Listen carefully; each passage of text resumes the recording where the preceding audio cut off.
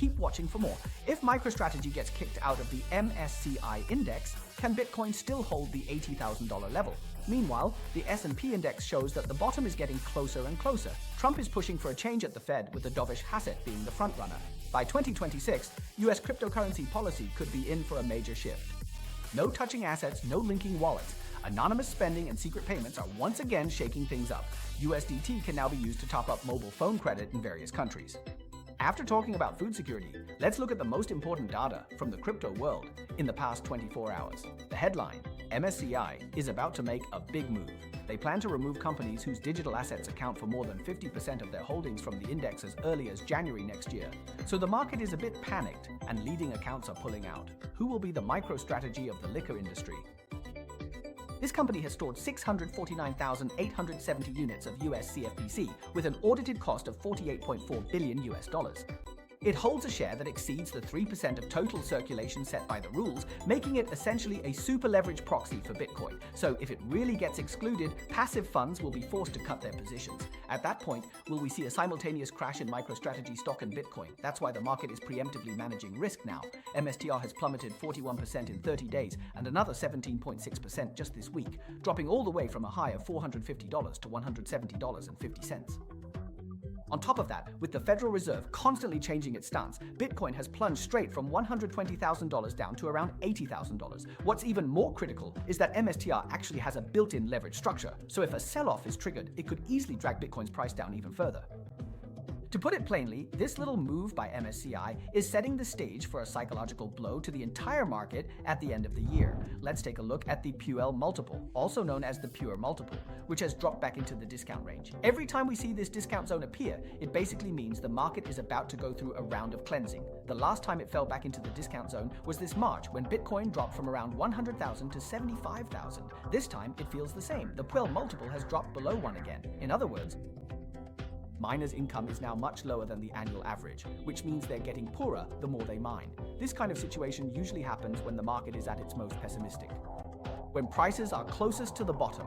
Looking back at the major market moves in 2019, 2020, and 2022, they all quietly started brewing when the PUL multiple was lying flat on the floor. However, even though it's dropped into the discount zone, it doesn't mean you should go all in right away. But the message is very clear. The downside risk is now limited, the multiple has improved, and long-term capital is starting to get ready. Simply put, the current state of the PUL multiple is like the market quietly opening the bottom window. Do you get what that means? Let's take a look at Ethereum's on-chain data for this round. The cards are actually already on the table. It turns out that the ones quietly increasing their positions aren't retail investors, but whales and big players who can buy tens of thousands of coins in a single move. Whales holding between 10,000 and 100,000 ETH.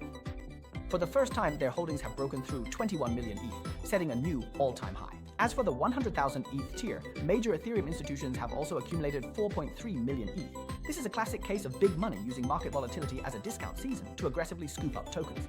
Meanwhile, let's look at Binance's Ethereum reserves, which have been steadily declining from September all the way down to just 3.704 million ETH by November. This indicates that tokens are being deeply transferred to cold wallets and staking pools, meaning there is less and less spot ETH available on the market. Coupled with Ethereum's recent strong stability at the $2,950 mark, the sharp drop in exchange reserves, and the fact that long-term capital is officially starting to bottom fish, these three factors together form a combination. They all point to one thing: Ethereum is quietly being accumulated by big money. Historically, whenever this kind of setup has appeared, Ethereum has taken off for several consecutive months. This time, the scale might be even larger and the pace even faster. It looks like the next chapter of the story is already being written. Please give a like and turn on the notification bell. I'll help you keep track of the most important news in the crypto, blockchain, and mining circles 24/7. Also, check out the latest updates from Dawn Wallet and feel free to join our membership. From Monday to Friday, we'll recommend a small coin each day so you can experience the fun of trading. Tomorrow is Thursday, which means it's our members-only livestream, where we'll be sharing lots of wealth secrets. And the issues you care about, let's take a look at the news. Today's headline is about the Federal Reserve, because in this current bear market, everyone is pinning their hopes for a market turnaround on whether the Fed will cut interest rates in December. Right now, the Fed is like it's about to catch fire itself. But outside, you can't even smell a hint of smoke. Why is that? As early as July, we reported that 2 board members directly flipped the table and voted against the decision at the policy meeting. That's a big move for the Fed, and as we get closer to the December meeting, this rift is only getting wider and wider. Right now, Fed officials are split into two camps, doves and hawks, and neither side can convince the other. On the market side, expectations for a rate cut are as excessive as an overstocked inventory. Everyone is hoping for a cut in December, and the real excitement is yet to come. Everyone knows Jerome Powell's term ends in May next year, and the Trump administration is already picking his successor. Who will that be? Will their views lean left or right? Will they just be Trump's mouthpiece? Can they maintain the Fed's independence? All of this information is still unknown. So there's a good chance that the global financial table is about to be reshuffled in a big way. Scott Bessant from the U.S. Treasury is currently leading the interviews for the new Fed chair candidates. According to multiple sources, the shortlist has been narrowed down to 5 people, and Trump is expected to announce the final pick as early as before this Christmas. Among these candidates, Kevin Hassett, director of the White House National Economic Council and chief economic advisor, is seen by Trump's core team as the most competitive and popular candidate. The first thing that we've done is we've stopped the runaway inflation. And the second thing we've done is we've pushed policies that have caused incomes to grow a lot. Kevin Hassett's close relationship with Trump has raised concerns that the Federal Reserve's independence could be further weakened, and that monetary policy might become politicized by the White House. The selection of the next chair will not only affect U.S. interest rates and policy direction in 2026, it will also impact global market liquidity and risk appetite, making it a key personnel decision that could reshape the global financial landscape. This 63-year-old Kevin Hassett is basically the trump card and veteran of Trump's economic team. This year, he took the position of director of the White House National Economic Council. Previously, during Trump's last term, he served as chairman of the White House Council of Economic Advisors. He's the kind of official who, whenever Trump said, "Should we cut rates a bit faster?" would immediately nod in agreement. An action-oriented official who would push for stronger and faster rate cuts. So what has Hassett's attitude toward the Federal Reserve been over the years? He's criticized it for being too bureaucratic, too conservative, and too arrogant, always lagging behind when it comes to rate cuts. So if his nomination really passes both the House and Senate, the Fed might shift directly from being a cautious old guard to a radical, aggressive camp. I believe that if Hassett is elected, not only will he start cutting rates earlier, but the scale of the cuts will likely catch the market completely off guard. So for US stocks and cryptocurrencies, this is basically a huge benefit delivered right to the doorstep. As someone working in the crypto industry, of course we're happy to see Bitcoin surge, right? But looking at the broader economy, do you think it's better for the US dollar to weaken and lose competitiveness, or for cryptocurrencies to skyrocket? Which of these two would you choose? Let's discuss in the comments. If you've ever had issues with payments or withdrawals and you've used MiPay, I'm sure you've become as reliant on it as I have, right? Now MiPay is even more powerful. Both Android and iOS can be downloaded with just one click directly from the App Store. Plus, those little glitches on Samsung devices, like frequent crashes, have now been fixed. The speed of converting crypto to fiat with MiPay is getting faster and faster, but many countries still face the awkward situation where policies change every week. But that's not the main point. The main point is MiPay. Now they've done something game-changing again. If you have a Hong Kong phone number, a Singapore phone number, or a Thai phone number, topping up your balance has always been a major headache, right? Now MiPay has launched a feature that lets you top up phone numbers from any country in the world with just one click, and it's completely anonymous. UPay is now available, offering mobile top-up services across 17 countries worldwide, spanning regions such as China, the United States, the United Kingdom, Spain, Italy, Portugal, France, Germany, Poland, the UAE, Egypt, Pakistan, Thailand, Vietnam, Laos, Myanmar, and Cambodia. Users don't need local fiat currency or cash. Just USDT is enough to top up any supported country's phone number with a single click. This enables direct cross-border mobile top-ups. It completely solves the long-standing pain points of remote communication and cross-border top-ups. With so many cards out there, why choose MiPay? The simplest reason is that MiPay cares about our financial privacy. Throughout the entire registration process, you don't need to provide a passport or an ID card. Just an email address is enough. As long as you have you can use it anywhere in the world. So you can simply search for the app in the store to download it. But everyone should be careful. Make sure you recognize the official MiPay logo, because there are now many apps called MiPay appearing. MiPay just focuses on doing one thing well. First, it doesn't connect to your wallet. Second, it doesn't hold your assets. It tells you clearly that it's transparent and clean, earning only its service fees. What MiPay aims to be is a reliable, unobtrusive payment tool. Use as much as you need, earn as much as you use, making your daily transfers. Cash withdrawals and spending are smooth and worry-free, with no pressure at all.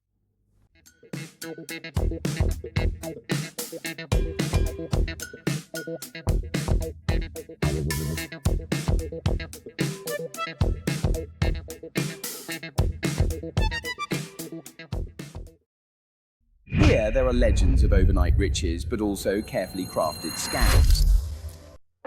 This is a dark forest of chaotic development, but it also nurtures the spark of hope, leading to a brighter future. The ultimate destination of faith is freedom. The end point of consensus is equality. Bitcoin TV takes you through the fog to see the future, and together we can slowly only get rich. Weishan is leading the way with account abstraction technology, which will rewrite Web3. Losing your private key is no longer a fear. Can beginners now easily get started? After a 5-month investigation, the US CFTC has finally given Polymarket the green light for compliance. And this green light is truly remarkable. To be honest, for ordinary people who have been playing with Web3 for so many years, the biggest culprit is that inhumane account system, the mnemonic phrase. Once you lose it, you lose control over your entire Web3, and there's no way to recover it, right? So when beginners face this set of rules, some older people, or those who are slower to react or not very tech-savvy, just start to give up. That's why Web3 has always been labeled as a geek's private playground. But in November, Ethereum suddenly began to evolve rapidly. On the 13th, Vitalik led the release of the Trustless Manifesto, laying out and interpreting the 3 laws of the trust system.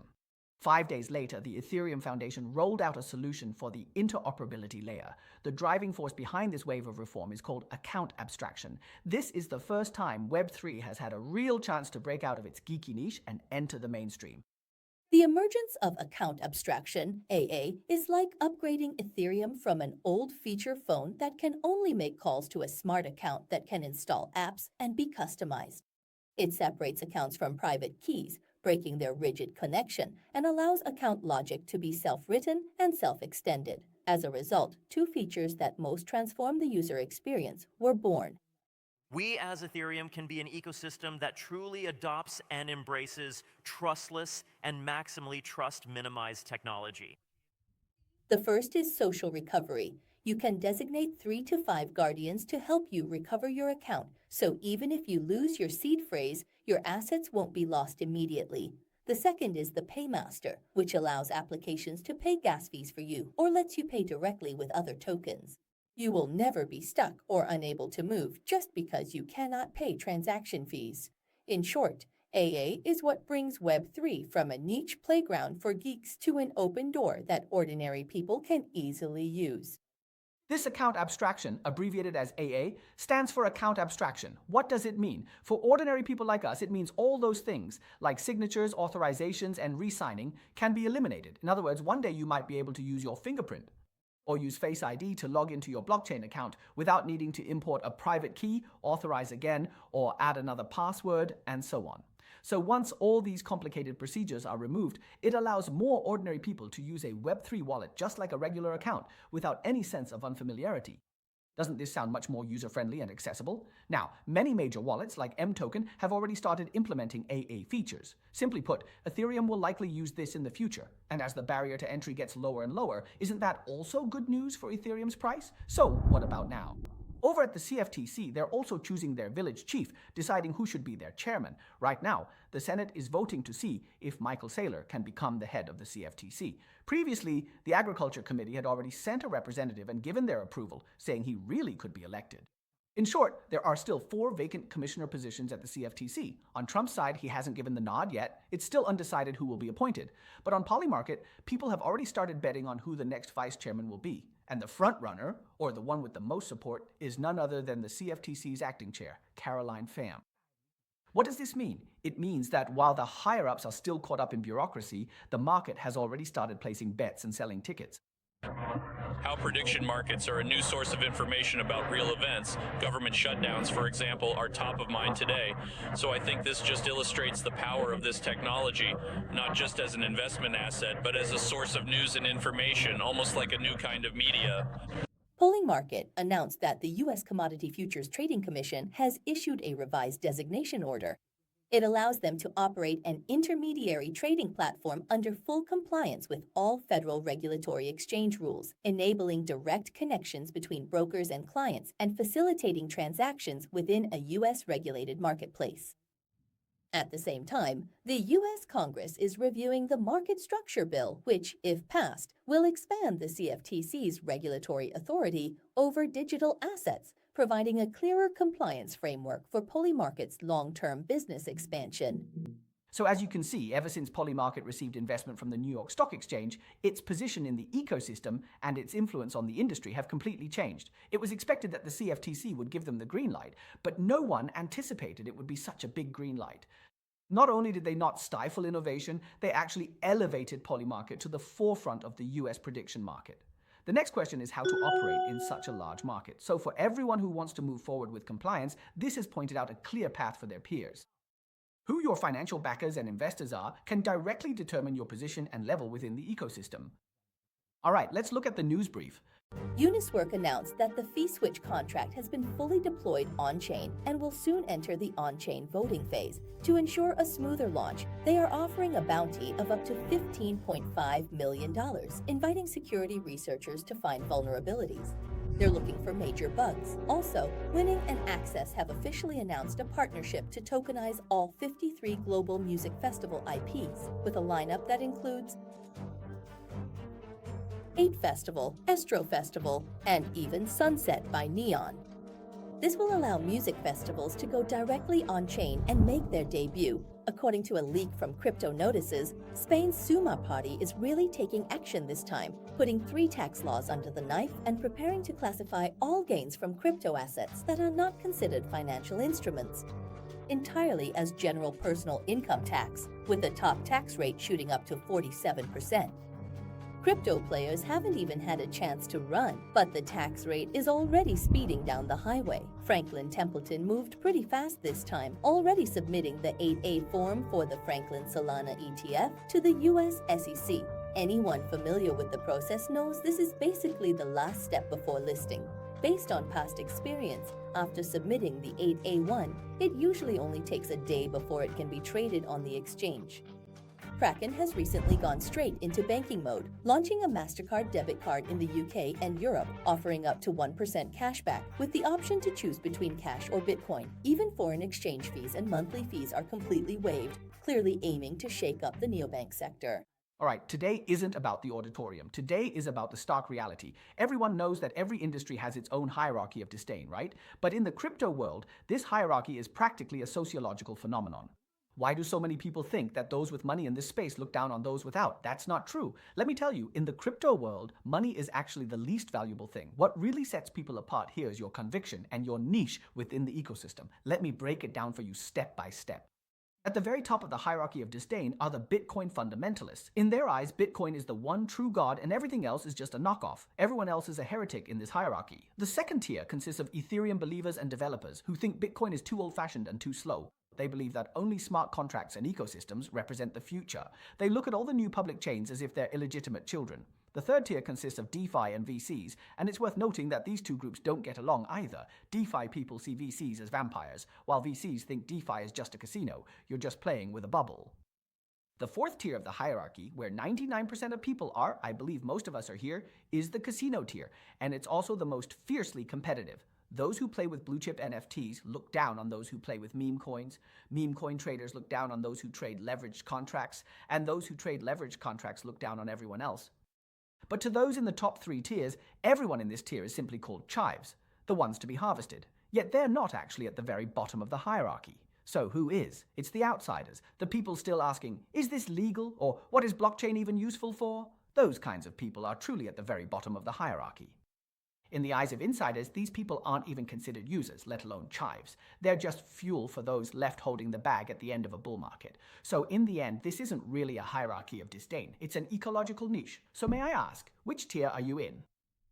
All right, that's all for today's program. Every day, we help you sort through all the major and minor events happening in our world. We hope that this kind of analysis can give you a rational understanding as you enter Web3, and we hope to guide everyone to gradually become wealthier together. Here you'll find all our membership benefits. We hope you'll join as a member and support our channel to make it even more professional. See you tomorrow.